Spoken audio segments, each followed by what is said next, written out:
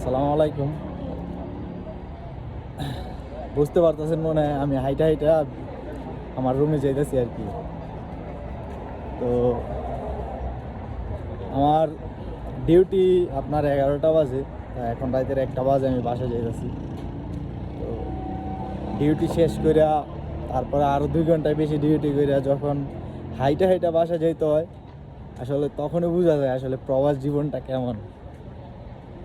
বিশ্বাস করেন আমার পা আর চলতেছে না, আমি কাইকে দিতে পারতাছি না, আমার ঘাড়ের রগ ব্যথা করতেছে, ঘুমে পড়ে যাইতাছি। আসলে এটাই মনে হয় জীবন, আর বিশেষ করে প্রবাস জীবন। তো ভিডিওটা করার উদ্দেশ্য হচ্ছে আমাদের ইচ্ছার বাইরে কোনো কিছু করা আর কি। হাঁটতাছিলাম আর ভাবতাছিলাম এটা জীবন নিয়ে, যে আমরা যখন ইচ্ছার বাইরে কোনো কিছু করি, বিশেষ করে কাজ, তখন আমাদের জীবনটা একটু দ্রুত আগায়, একটু মানে গতিশীল হয় আর কি। যখন আপনি ইচ্ছার বাইরে যে দ্রুত কাজ করবেন, নিজের ভিতরে একটা আলাদাভাবে শান্তি পাবেন। এখন হয়তো বা ক্লান্ত আমি, কিন্তু আমি অনেক শান্তি ফিল করতেছি, কারণ আমি আমি কাজ করতেছি। আমি নিজে ধন্য, কারণ আমি কাজ করতে পারতেছি, কাজ, বিশ্বাস করেন।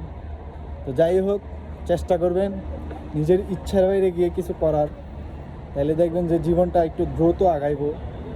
এবং চেষ্টা করবেন কাজ করার, কাজের কোনো বিকল্প নাই।